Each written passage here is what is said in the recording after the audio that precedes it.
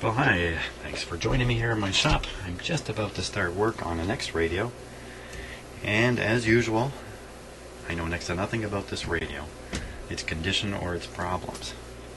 So we're starting right from scratch. Looks to be in pretty good shape, doesn't it? So in this video, we're just going to check it out and get comfortable with this radio. So, interesting. Multiplex stereo. This can't be as old as some of these that I've worked on. Okay, so here comes the power cord. Pretty sure that's the power cord. Looks like it goes into a connector. This could be the power to a record player, but I don't think so. This is probably the main power here. And a bunch of other wire. Ooh, careful. Some very delicate wires around the antenna here. Gotta be a little careful with getting stuff caught on them or whatever. So this is pretty certain to be the left and right and ground speakers, I would say. I can see the two output transformers here. Let me just tip this a little bit, see if I can give you a little better view of what's going on here. Down this way.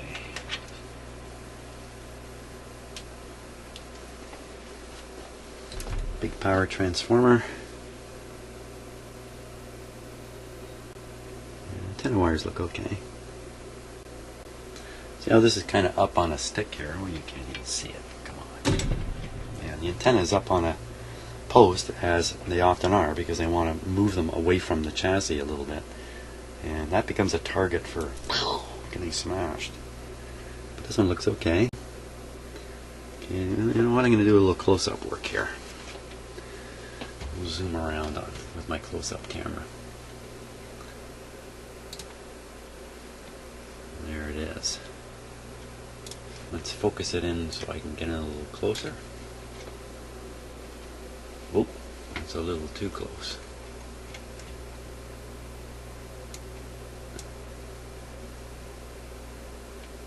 Still a little too close. There we go. Okay, so we'll just look around the top here and see if we can see anything funny going on. Actually, you know, it looks pretty darn, it's a very clean looking radio. I don't see a lot of dust on the chassis. The chassis looks like it's had no rust. Very good shape, really.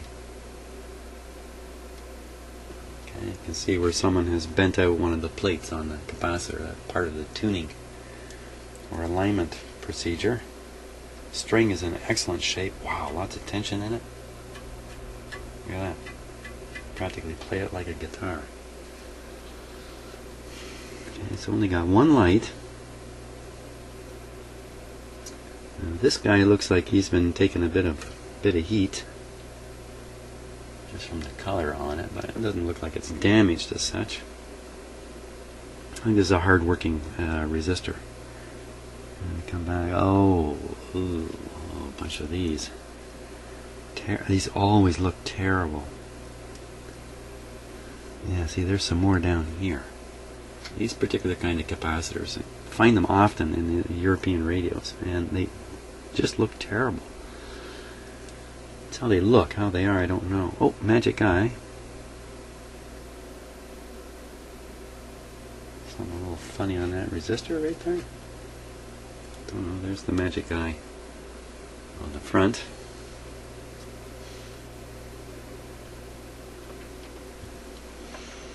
Really, this looks to be in very good shape. This is no doubt, well, I think this is the output too, but this might be it back here, actually, this one back here.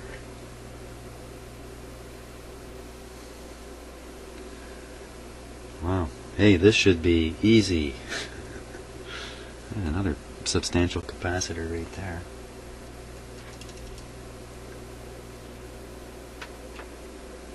A couple more of those molded capacitors. I'm sure there's a pile underneath here when we get down there.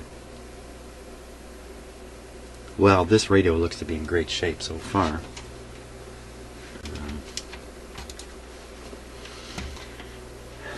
Let's tip it up on its end here, or should we flip it right over? It's going to end up sitting on this. Yeah, let's tip it up on its end, as much as I don't like that. Put this end down. Put the heavy end down. And try and be smart about this.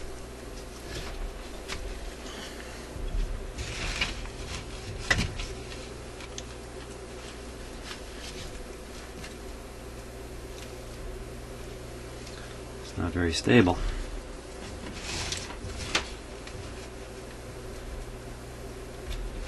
Neither is that.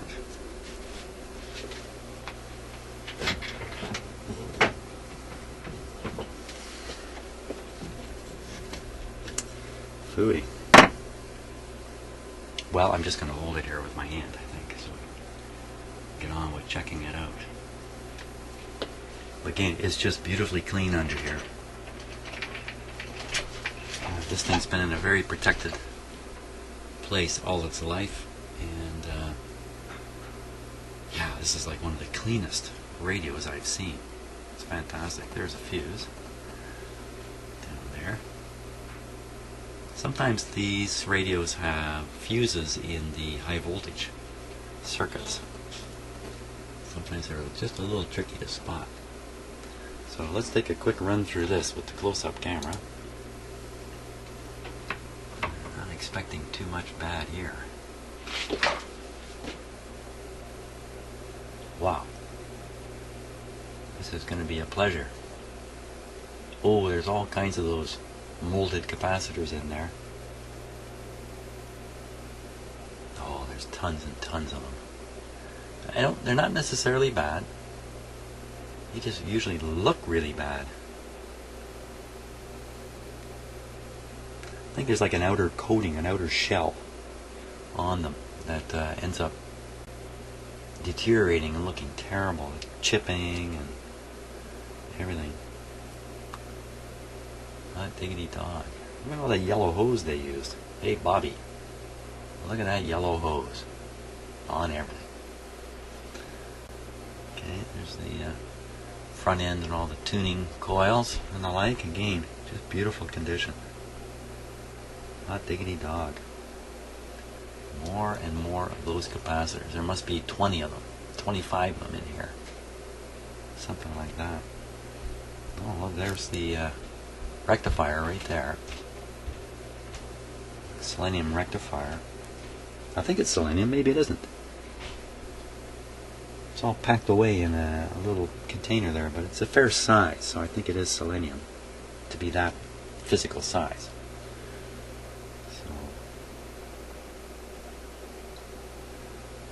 Okay, I didn't try tuning this guy yet.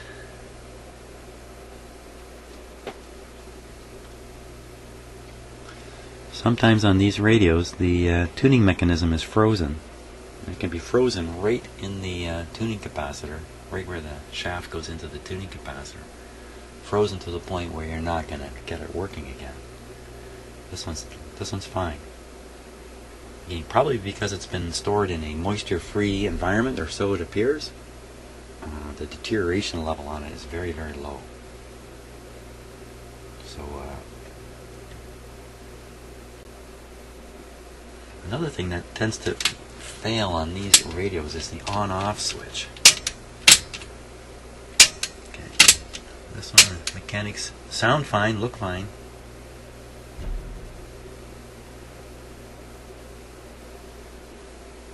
Very good. Hey, what are these? Got some controls on the back here. I'm not so familiar with that. What's this? 2 adjustments, and they look like the kind of thing you adjust once or without any regularity. No idea what those are. So I don't have the rest of the radio, I don't have the back plate to look at. This is probably a connector to a multiplexer, or demultiplexer, or demodulator. I'm not sure what the right term is. And this also looks like the same thing. So So I'm at a loss as to exactly what these guys are. We're certainly going to need a schematic to...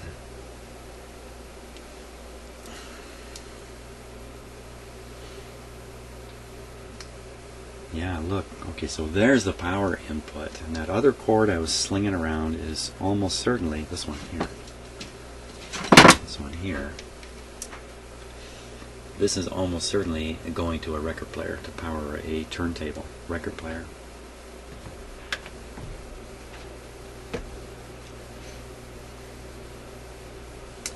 Well, there's really nothing wrong with this radio that I can see. Other than all these older capacitors.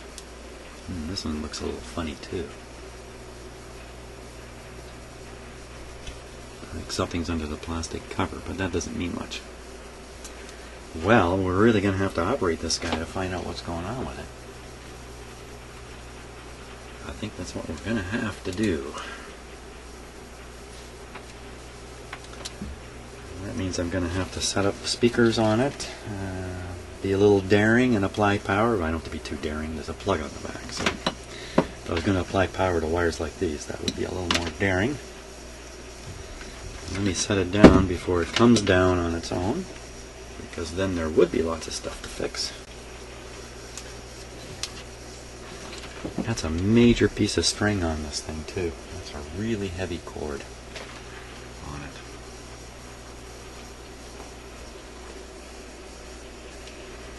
Make sure the pointer's moving. And what's it got here? It's got an AM band, it's got an FM band, and it's got a shortwave band. A shortwave band is 6 megahertz to 16 megahertz. So it doesn't quite go as high as I would like, but then it's not a lot to listen to on shortwave these days anyway. And okay, so if that's the speaker wire, what are these? Hey, look how that's done. You got red, yellow, black coming up from the radio, and you've got, I don't know, hey, what's going on there? This is not as simple as I thought, to sort out exactly what they're up to.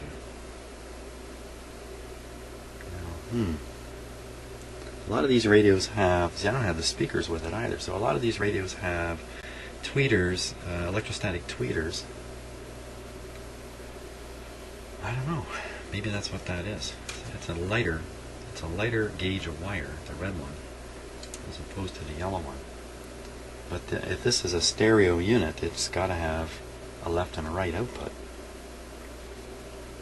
Sometimes you could buy these radios, and not just this, but other radios too, at this time, with an optional FM decoder, which you would purchase separately, plug in separately into the radio, if you wanted it. I don't know. I don't know what to think. Obviously a schematic will help answer all those questions. So there we go. Radio in excellent condition. Hey, the last few I've been working on have been tough ones. This one's liable to be easy. Oh, I shouldn't say that, because it kind of ruins it, doesn't it? As soon as I say that, the easiness goes away. So, well, let's see what happens when we hook it up. Okay, so I've gone off and tried to find a schematic, and to do that I have to know the name and the model number of this radio, and there's nothing on here to tell me what the model number is or the manufacturer. Nothing. So I'm looking for hints on some of the parts, the tube manufacturer. Occasionally the radio manufacturer's name is on the tubes, but no, these are various. These tubes are various, so I'm kind of stuck on the schematic, and what that means is I can't be absolutely sure what's going on with this speaker wire. So what I've concluded I'm going to have to do is start it up and make some voltage measurements, because I'm worried that there could be some high voltage on the speaker leads, because it could be could be heading for an electrostatic speaker, and I need to find that out before I hook up a regular speaker and cause some problems. So I do have the radio ready to be plugged in, and of course we're not going to hear anything. Okay, it's off. Let me just check for safety. Looks good.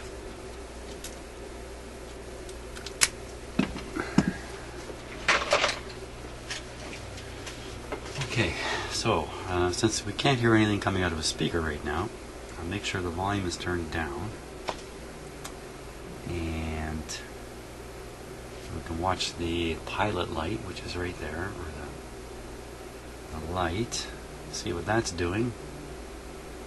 Shouldn't really expect any problems just because there's no speaker connected. So I think we're good to switch on. Let's give it a go. You can also watch my overload lights here. Let me just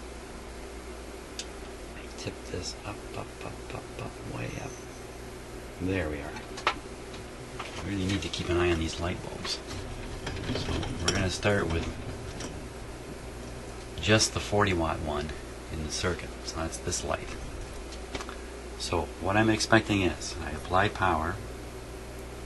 This light comes on, not really bright, but a little bit, and quickly dulls down, and then sits dull for a bit, and then brightens up as the tubes begin to conduct. So that's what this bulb should do. Otherwise, there's not a lot else we can do. Let's give it a go. Okay, so now the outlet is live where it's plugged in, but nothing's happened yet, which is good. The switch, the on-off switch here is off. So I'm just going to put it on AM. Watch that light. Here we go. Watch the light up here. Here we go. Bright, dulling down, dulling down. See the little pilot light has come on the radio. No funny sounds. I'm watching for this to brighten up again. Very slowly, and it's brightening up. So looks like the tubes all appear to be heating up. Okay, so let's poke around now. See what we can find voltage-wise. Since I'm satisfied that there isn't something really seriously wrong with the radio, there's no short in it or something like that. So I have this on the 2-volt AC scale, so it should be fairly sensitive. And we're just going to go on the end of the colored wire up here.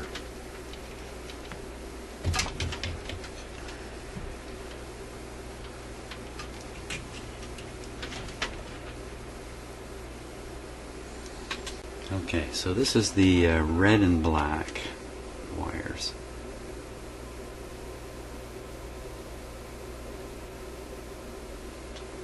Overload on my meter. Now the volume's turned down. There shouldn't be,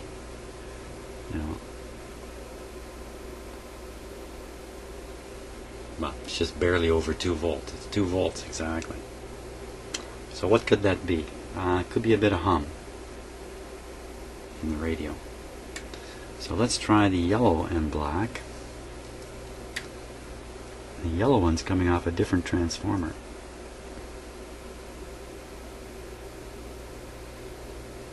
Just about the same thing, 2.7. It's kind of a mysterious voltage, but what I'm not seeing, and I'm going to test it differently, is actual B plus voltage, which is what you would see. Well, you know what? You might not see that. You might not see B plus. Let's check it out. Stop talking and do something here. First the chassis. I read all 3 of these wires. On DC. 0 there. 0 there. 0 there. Okay, now there's a big capacitor on here. Let's go on both sides of the capacitor. There's one side, other side. And on this one side and the other side. Nothing.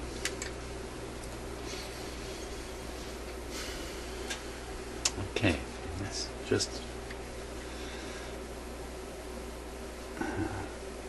poke around a little more here. Okay, so the impression I'm getting is that none of these wires are carrying any high voltage on them. I'm going to turn the volume. Wait a minute. Okay, unfortunately the magic eye is not working. Boy, that would be really helpful. If the magic eye was on, I could tell when I was tuning something in, but I can't now. So we're on AM. We know that in my shop there's noises everywhere on AM. So it's a good chance that there's something trying to come out of this radio. I'll turn the volume up. Back to AC over here. 20 volts AC. We'll see now if we see anything that looks like a signal intended for a speaker.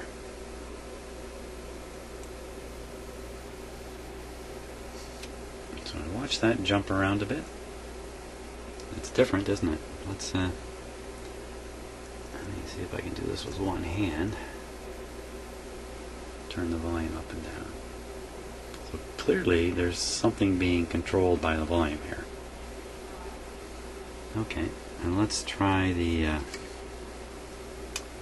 so you get the same thing on the yellow wire over here, yellow and black.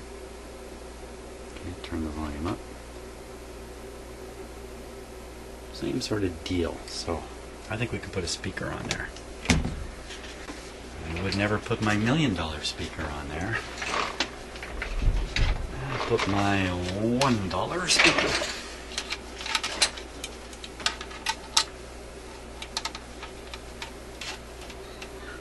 Let's see what we can get out of it.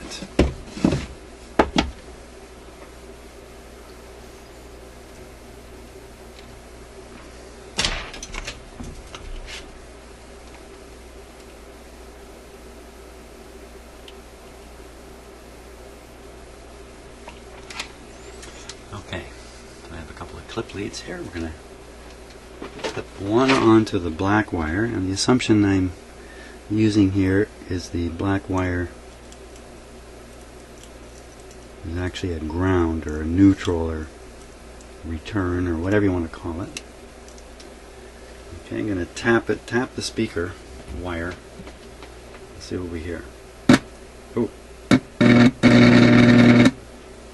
doesn't that sound like AM? Turn the volume down. That sounds like a bad filter capacitor. Now we'll try this other one over here.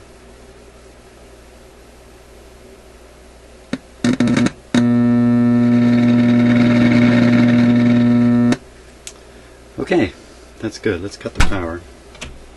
So the big whop and hum coming out of there is probably that power supply filter. Now, there's a couple things we can do to prove that. So I've disconnected the speaker. We don't need it on there. Turn the volume back down. And we want to get at the underneath this. That's the filter capacitor. We want to get underneath it. And check a few voltages here. Okay, power's off. I got to tip this guy back up. Did not like the way it had it balanced last time. Let me see if I can do something a little bit better.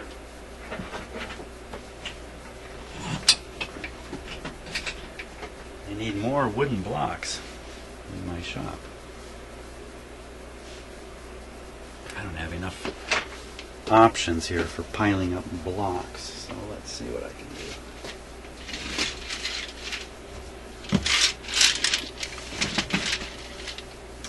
We want the transformer down low. We don't want that up high, because if it does fall over with all that weight up high, by the time it hits my bench, it's going to have a lot of force in it.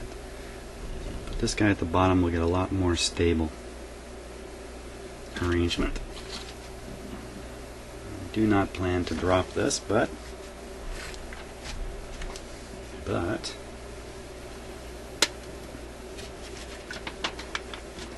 I better cover these wires too, come to think of it. because I think they go live while I'm doing this. I really didn't think of that.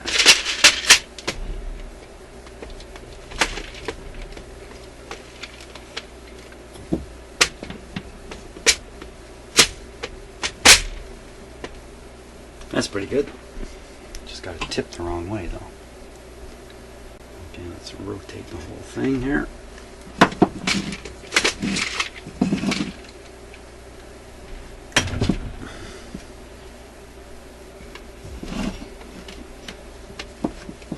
There we go. There he is. Okay, so that big filter capacitor is right in the... Uh-oh. What's going on there?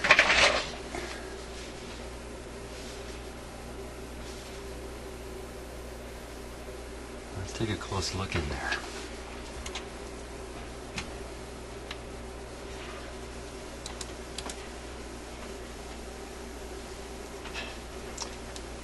Oh. Let me adjust the focus here a bit. We can get in a little closer.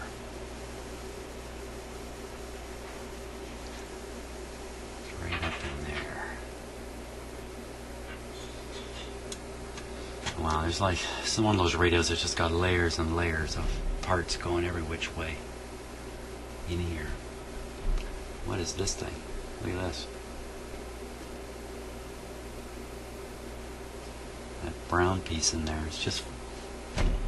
the connection point is just floating. Oh, you know what? Looks like it's broken. Hey, this is broken. What's going on here? Check it out. Give me a moment. I'm going to steady up my camera here.